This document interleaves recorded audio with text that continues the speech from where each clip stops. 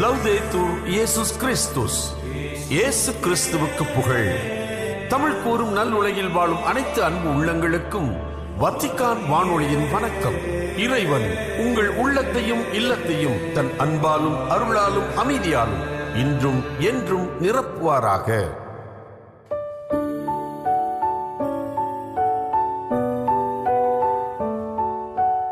Vatican வானொலி இன்று உங்களுக்கு வழங்கவிருப்பவை கதைகள் 1000, வாரம் ஒரு நிகழ்வு மற்றும் செய்திகள்.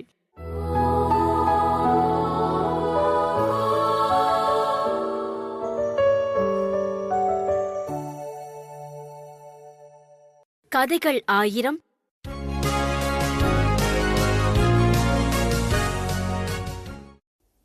ஆணவம் மிக்க சிங்கம் ஒன்று காடதிர கர்ச்சித்தது. இந்த காட்டிலே என்னை விட பெரியவன் ஒருவன் உண்டோ? அரட்டியபடி அலைந்தது தக்க பதிலுக்காக. பசப்பலாய் சொன்னது காரா பசு. நீரே வெள்ளை உள்ளத்தவர். ஒத்துக்கொண்டது ஒட்டகச் சிவிங்கி. நீரே உயரத்தால் உயர்ந்தவர். நயந்தது நரி. நீரே கூர்புத்தியுள்ளவர். யாரை கேட்டாலும் செம மரியாதான பதில்தான். செருமி கொண்டது சிங்கம். பெருமித நடையில் அதிகமாய் ஆணவம் கூடியது.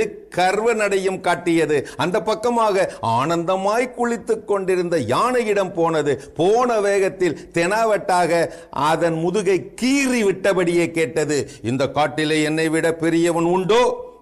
பதில் சொல்.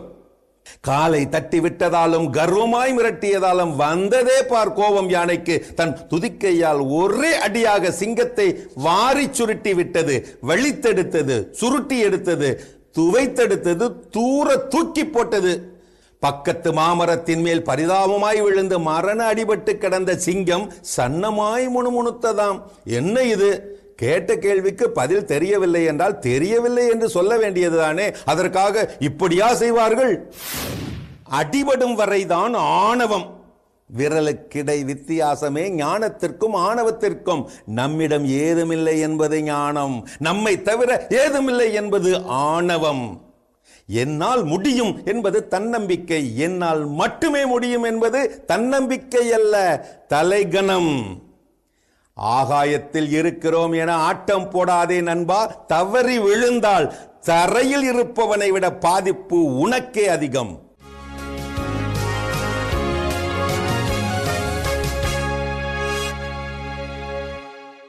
வாரம் ஒரு நிகழ்வு.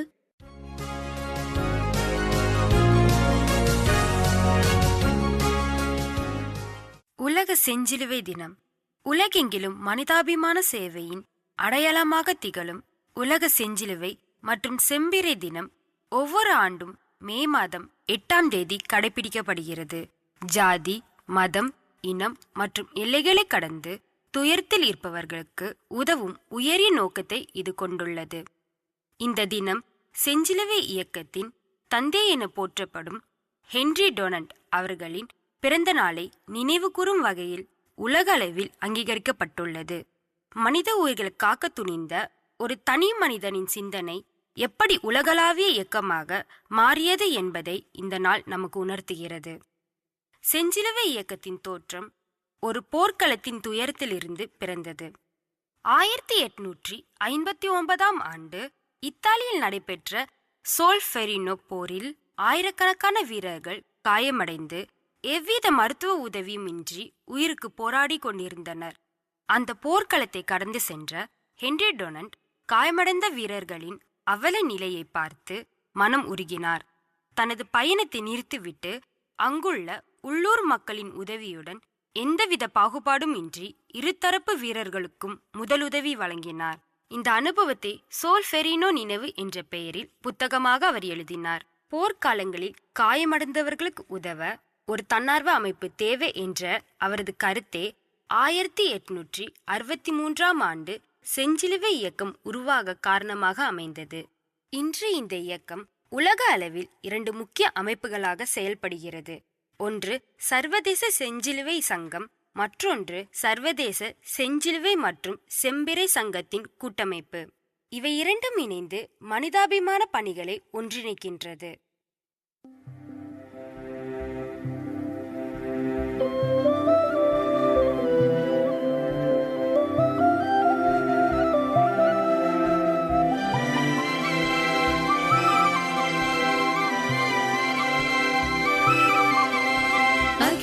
அகிலமாழ்பவன் விநாயகனை துமாக்கும் அறிவே ஆதாரமாய் ஆத்ம ஜோதியாய் ஆனருளின் நிறைவே தடுமாறும் பொழுதில் தாங்கிடும் நேசமாய் தாயாகி நின்றாயே ஒரு கணமும் உனை மறவே அகிலமாழ்பவன் விநாயகா அனைத்துமாக்கும் அறிவே ஆதாரமாய் ஆத்ம ஜோதியாய் ஆனருளின் நிறைவே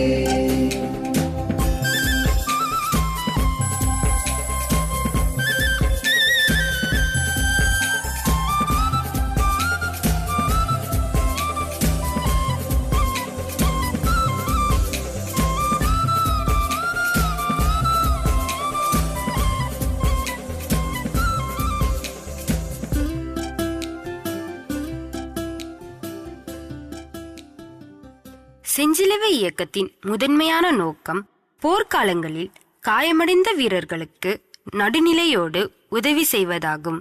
எவ்வித அரசியலும் இன்றி போர்க்கைதிகள் மற்றும் பாதிக்கப்பட்ட மக்களுக்கு தேவையான மருத்துவ சேவைகளை இந்த அமைப்பு வழங்குகிறது. இயற்கை பேரிடர்களான வெள்ளம், நிலநடுக்கம், புயல் மற்றும் வறட்சி போன்ற காலங்களில் செஞ்சிலுவை இயக்கம் உடனடியாக களத்தில் இறங்கி மீட்பு பணிகளை மேற்கொள்கின்றது. பாதிக்கப்பட்ட மக்களுக்கு உணவு, உடை மற்றும் தற்காலிக தங்கும் இடங்களை இது வழங்குகிறது. இந்த இயக்கத்தின் மிக முக்கியமான பணிகளில் ஒன்று இரத்த தான முகாம்களை நடத்துவதாகும். ஒரு சொட்டு இரத்தம் ஒரு உயிரை காக்கும் என்ற தாரக மந்திரத்துடன் இது செயல்பட்டு வருகிறது. அவசர காலத்தில் தேவைப்படும் இரத்தத்தை அளித்து பல்லாயிரக்கணக்கான உயிர்களை இது காப்பாற்றி வருகிறது. சுகாதார விழிப்புணர்வு ஏற்படுத்துவதிலும் செஞ்சிலுவை இயக்கம் முன்னணியில் உள்ளது. தொற்று நோய்களை பரவாமல் தடுப்பது, தூய்மை குறித்த விழிப்புணர்வு மற்றும் முதலுதவி பயிற்சிகளை பொதுமக்களுக்கும் மாணவர்களுக்கும் இந்த அமைப்பு வழங்கி வருகிறது. செஞ்சிலுவை இயக்கம் 7 அடிப்படை கொள்கைகளின் கீழ் இயங்குகிறது. அவை மனிதாபிமானம், சார்பற்ற தன்மை, நடுநிலை, சுய அச்சி, தன்னார்வ சேவை, ஒற்றுமை மற்றும் அனைத்துலக தன்மையாகும். இந்த கொள்கைகளே இவ்வியக்கத்தின் பலமாகும். மனிதாபிமானம் என்பது மனித துன்பங்களை தணிப்பதையும் உயிர்களை பாதுகாப்பதையும் குறிக்கின்றது. சார்பற்ற தன்மை என்பது தேசியம், மதம் அல்லது அரசியல் பாகுபாடு இன்றி உதவி செய்வதையும் உறுதிப்படுத்துகிறது. நடுநிலை என்பது எவ்வித மோதல்களிலும் ஒரு தரப்பிற்கு ஆதரவாக செயல்படாமல் இருப்பதாகும்.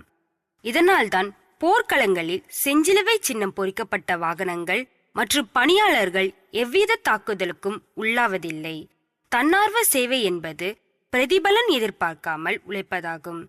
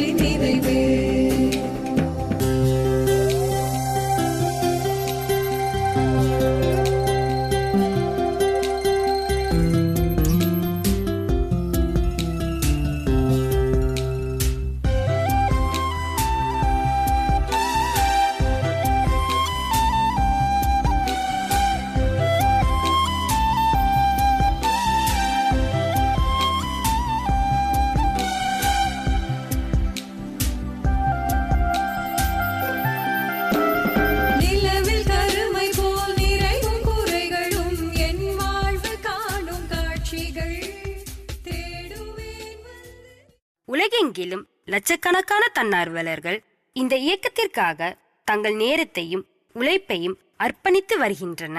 செஞ்சிலுவை இயக்கம் அமைதி காலத்திலும் போர்க்காலத்திலும் ஒரு பாலமாக செயல்படுகின்றது. காணாமல் போன உறவினர்களை கண்டுபிடித்து தருதல் மற்றும் பிரிந்த குடும்பங்களை ஒன்றிணைத்தல் போன்ற பணிகளையும் இது மேற்கொள்கிறது. உலக செஞ்சிலுவை தினம் நமக்கு சொல்லும் முக்கிய செய்தி மனிதன் மனிதனுக்கு உதவ வேண்டும் என்பதாகும். சுயநலம் பாராமல் பிறர் துயர் துடைப்பதே உண்மையான மனித பண்பு என்பதை இந்த நாள் வலியுறுத்துகிறது. ஒவ்வொரு ஆண்டும் ஒரு குறிப்பிட்ட கருப்பொருளின் கீழ் இந்த தினம் கொண்டாடப்படுகிறது. இது தன்னார்வலர்களின் சேவையை பாராட்டுவதோடு புதிய தலைமுறையினரை தன்னார்வ பணிகளில் ஈடுபட ஊக்குவிக்கின்றது. நாமும் ஒரு சிறிய உதவியை செய்வதன் மூலம் ஒரு பெரிய மாற்றத்தை உருவாக்க முடியும். இரத்த தானம் செய்வது, முதலுதவி கற்றுக்கொள்வது அல்லது பேரிடர் காலங்களில் நிதி உதவி அளிப்பது என ஏதேனும் ஒரு வகையில் நாம் பங்களிக்கலாம். மனிதாபிமானமே உயர்ந்த மதம் என்ற தத்துவத்திற்கு செஞ்சிலுவை இயக்கம் ஒரு வாழும் உதாரணமாக திகழ்கின்றது. ஹென்றி டொனன் கண்ட அந்த ஒரு சிறு பொறி இன்று உலகம் முழுவதும் ஒளியூட்டும் ஒரு மாபெரும் மனிதாபிமான சுடராக வளர்ந்து நிற்கிறது. உலக செஞ்சிலுவை தினம் என்பது ஒரு கொண்டாட்டமாக மட்டுமல்லாமல் துன்பப்படுபவர்களுக்கு கரம் கொடுப்போம் என்ற உறுதிமொழியை ஏற்கும் நாளாகும். அனைவரும் ஒன்றிணைந்து அன்பான மற்றும் பாதுகாப்பான உலகத்தை படைப்போம்.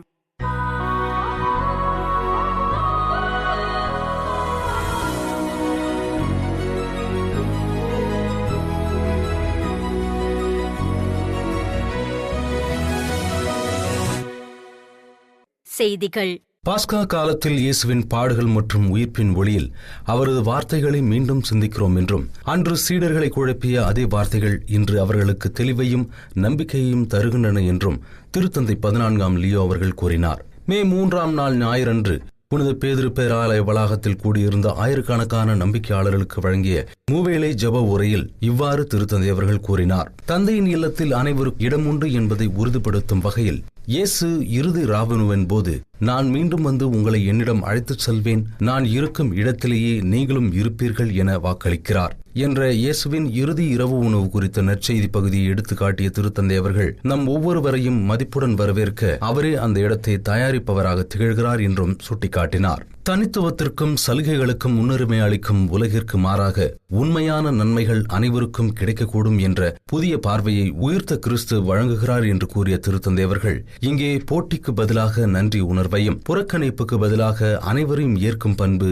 மேலோங்குகின்றன என்றும் சுட்டிக்காட்டினார். கவலைகள், அந்தஸ்து மற்றும் புகழுக்கான தேடல் ஆகியவற்றிலிருந்து நம்மை விடுவிக்கும் நம்பிக்கைக்கு இயேசு நம்மை அழைக்கிறார் என்று எடுத்துரைத்த திருத்தந்தை அவர்கள் அவர் நம்மிடம் காட்டிய அதே அன்பை நாம் ஒருவருக்கொருவர் காட்டும் போது இந்த உண்மையை உலகிற்கு பறைசாற்றுகின்றோம் என்றும், இதன் மூலம் சகோதரத்துவமும் அமைதியும் மலரும் ஒரு விண்ணகத்தை இவ்வுலகிலேயே நாம் உருவாக்க தொடங்குகிறோம் என்றும் தெரிவித்தார்.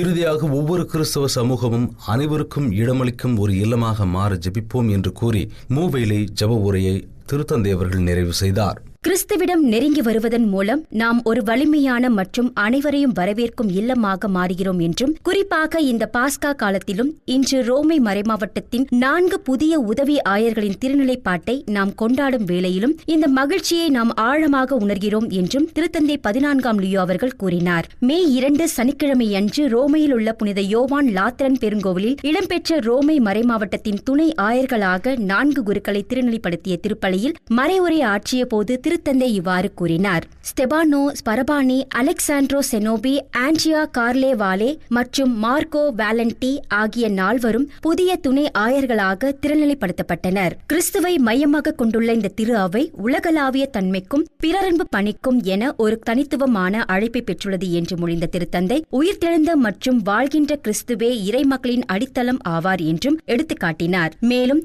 நாம் கிறிஸ்துவை நெருங்கிச் செல்லும் போது ஒருவருக்கு ஒருவர் நெருக்கமாகவும் நமது ஒற்றுமையில் ஆழமாகவும் வளர்கின்றோம் என்றும், இந்த மறைபொருள் நம்மை மட்டுமல்ல ஒட்டுமொத்த சமூகத்தையுமே உருமாற்றுகிறது என்றும் திருத்தந்தை குறிப்பிட்டார். தூய ஆவியானவர் இந்த புதிய ஆயர்களை நற்செய்தி பணிக்காக அருள் பொழிவு செய்கிறார் என்று எடுத்துக்காட்டிய திருத்தந்தை, ஒரு காலத்தில் புறக்கணிக்கப்பட்ட கிறிஸ்துவே இப்போது மூளைக்கல்லாக மாறியுள்ளார் என்றும், புறக்கணிக்கப்பட்டவர்களை தேடிச் சென்று அணைத்துக் கொண்ட அவர் தமது இரக்கத்தின் வழியாக தந்தையாம் கடவுளின் அன்பை உலகிற்கு வெளிப்படுத்தியுள்ளார் என்றும் சுட்டிக்காட்டினார். இந்த உலகில் யாரும் புறக்கணிக்கப்பட்டவர்கள் கொண்டவர்கள் அல்ல, மாறாக நாம் ஒவ்வொருவரும் இறைவனுக்கு சொந்தமானவர்கள் மற்றும் அளவற்ற மாண்பும் கொண்டவர்கள் என்பதையே ஆண்டவரது வாழ்வு நமக்கு காட்டுகிறது என்றும் திருத்தந்தை எடுத்துரைத்தார். திருத்தந்தை 14ஆம் லியோ அவர்களிடம் அவர் புனித அகுஸ்தினார் துறவர சபையின் தலைமை பணியாளராக பணியாற்றிய போது ஆற்றிய உரைகளின் தொகுப்பான லிபெரி சொத்தோ லா கிராட்சியா எனும் நூலின் முதல் பிரதி சமர்ப்பிக்கப்பட்டது. மே 4 திங்களன்று அதிகாரப்பூர்வமாக வெளியிடப்பட்ட இந்த நூலின் முதல் பிரதியை திருத்தந்தை அவர்கள் பெற்றுக்கொண்டார்.